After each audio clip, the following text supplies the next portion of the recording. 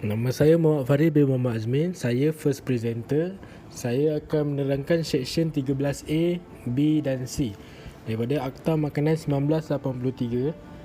Okey, untuk 13A, makanan yang tidak sesuai untuk dimakan oleh manusia. Nombor 1, mana-mana orang yang menyediakan atau menjual apa-apa makanan yang mengandungi keseluruhannya atau sebahagiannya. A. Apa-apa bahan binatang atau sayuran yang berpenyakit, kotor, reput dan sudah rosak. B. Apa-apa bahagian binatang yang tidak sesuai untuk dijadikan makanan. Atau C. Hasil binatang yang sudah mati selain kerana disembelih atau sebagai binatang buruan. Nombor 2, mana-mana orang yang menyediakan atau menjual apa-apa makanan yang mengandungi apa-apa jirim yang asing kepada sifat makanan itu boleh dikenakan denda tidak melebihi RM30,000 atau penjara selama tempoh tidak melebihi 5 tahun atau kedua-duanya sekali. Nombor 3, mana-mana orang yang menyediakan atau menjual apa-apa makanan sama ada dikilangkan atau tidak yang dimasukkan di dalam bungkusan dan bungkusan itu rosak adalah melakukan sesuatu kesalahan. 13B ialah makanan yang diadukkan. Nombor 1, tiada seorang pun boleh menyediakan atau menjual apa-apa makanan yang diadukkan. A. Makanan itu mengandungi atau dicampurkan atau dicarikan dengan apa-apa bahan yang dengan apa-apa jua cara menyusutkan sifat pemakanannya. B. Apa-apa bahan atau ramuan telah dikeluarkan kesemuanya atau sebahagiannya atau ditinggalkan daripada makanan itu. C. Makanan itu mengandungi atau dicampurkan atau dicairkan dengan apa-apa bahan yang nilai perdagangannya lebih rendah daripada nilai makanan. D. Makanan itu mengandungi apa-apa bahan yang penambahannya tidak dibenarkan oleh akta ini atau mana-mana peraturan yang dibuat di bawah akta ini. E. Makanan itu tidak mematuhi standard atau spesifikasi yang ditetapkan oleh mana-mana peraturan. F. Makanan itu mengandungi apa-apa bahan yang bahagiannya adalah lebih besar daripada bahagian yang dibenarkan. G. Makanan itu dicampurkan, diwarnakan, disediakan atau selainnya yang membolehkan kerosakan atau kerendahan mutunya. H. Makanan itu terkandung dalam suatu bungkusan dan kandungan bungkusan itu sebagaimana yang dibungkus pada asalnya telah dikeluarkan. 13C ialah mengalihkan makanan dari premis makanan. Nombor 1, jika apa-apa makanan didapati melanggar atau disyaki telah melanggar apa-apa peruntukan akta ini, pengarah atau mana-mana pegawai berkuasa yang diberi kuasa memerintahkan mana-mana orang dalam seksyen 24 supaya memanggil balik, memindahkan atau menarik balik daripada penjualan makanan itu. Nombor 2, walau apapun subseksyen 1 adalah menjadi kewajipan mana-mana orang dalam seksyen 24 jika orang itu mengetahui bahawa apa-apa makanan yang diimport, dikilang, dibungkus atau dijual oleh orang itu telah melanggar seksyen 13, 13A atau 13B, akan menarik balik daripada penjualan makanan itu dari mana premis makanan dengan serta-merta. Sekian, terima kasih. Assalamualaikum warahmatullahi wabarakatuh. Okey, nama saya Muhammad Sazam bin Rosli, F2034. Okey, hari ini saya akan mempresentkan iaitu seksyen 14, 15 dan 16. Okey, seksyen 14 ialah larangan jualan makanan bukan sifat zat dari kualiti diperlukan.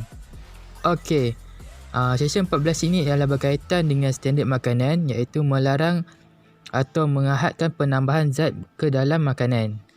Okey, dalam seksyen 14 ini lebih fokus untuk penghasilan makanan itu mengikut standard makanan.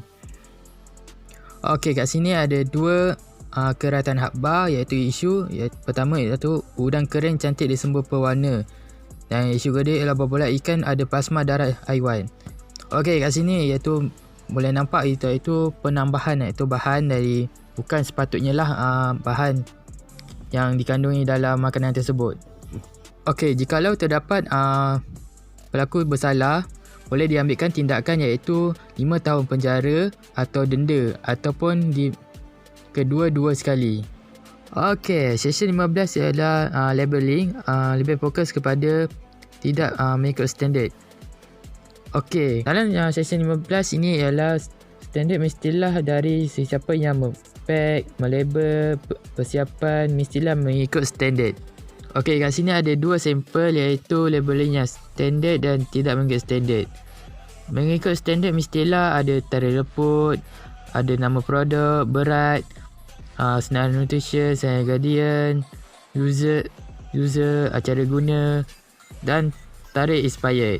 Jikalau sesiapa yang terdapat bersalah dalam labeling palsu, mereka boleh diambil tindakan 3 tahun penjara atau denda ataupun kedua-dua sekali. Okey, session 16 iaitu labeling tapi berkaitan dengan kepalsuan. Okey, dalam session 16 ni, labelan haruslah sewajib untuk mematuhi standard yang telah ditetapkan dan tiada penipuan. Okey, kat sini saya ada contoh iaitu isu labeling palsu. Sering sekali berlaku iaitu dalam produk minuman atau makanan, dalam produk kesihatan lah. Yang selalu berlaku pemalsuan produk pelabelan. Okey, ada isu terbaru iaitu halal label palsu, iaitu daripada kartel baru je terjadi, iaitu labelan penipuan terhadap produk meat, produk daging. Kenapa pentingnya Akta 16 ni adalah kita tak nak berlakunya ialah macam isu baru-baru ni iaitu haram menjadi halal, iaitu pasal daging tersebut.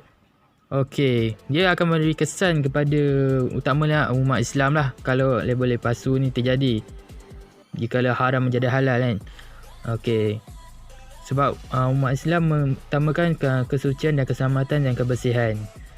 Okey, jikalau pengeluaran atau permis didapati bersalah, boleh diambil hukuman iaitu 3 tahun penjara atau denda atau kedua-dua sekali. Okey, sampai situ ya session 14, 15 dan 16. Assalamualaikum, nama saya Nur Izma Arisha, nombor matrik 2048. Saya ingin menerangkan tentang Akta Makanan 1983 iaitu bahagian Seksyen 17.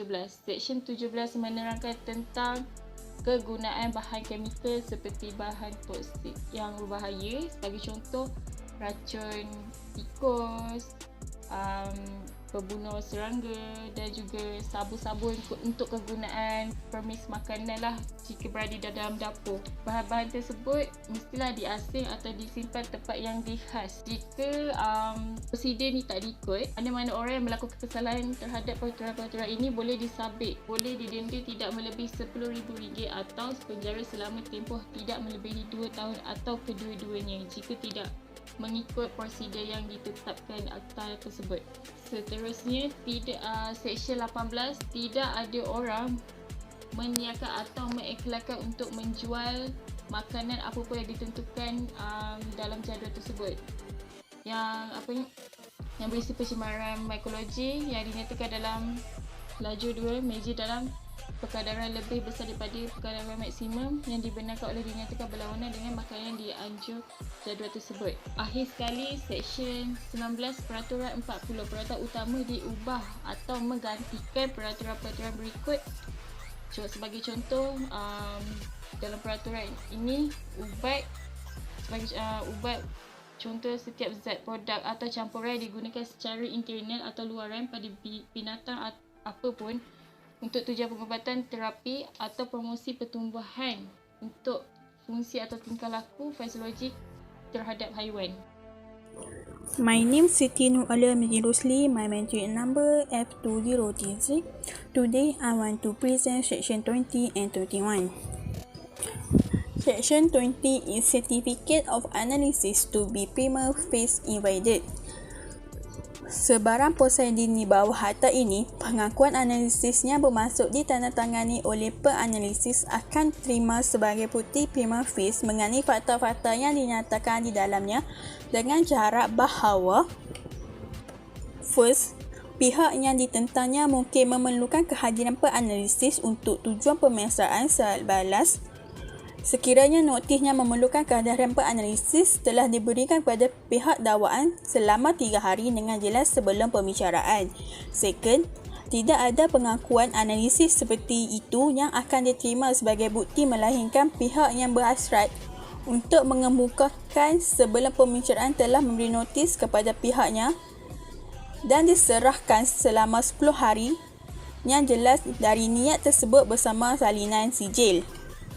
Section 21 is Court may order independent analysis. First, jika sampel telah diambil dan diperolehi sesuai dengan Section 5, ditandatangani di bawah peraturan yang dibuat di bawah Section itu, pengadilan setiap prosedur atas kesalahan terhadap undang-undang didengar, dilakukan di mana wajar dan secara teknis dilaksanakan di atas permintaan salah satu pihak dalam prosedur agar bahagian sampel yang disimpan oleh pengawal diserahkan ke penganalisis untuk dianalisis. Dengan syarat bahawa pengawal berwajib diminta untuk menyimpan sebahagian sampel untuk tujuan tersebut. Second, pengadilan dapat memerintah pihak yang membuat permintaan untuk membayar analisis.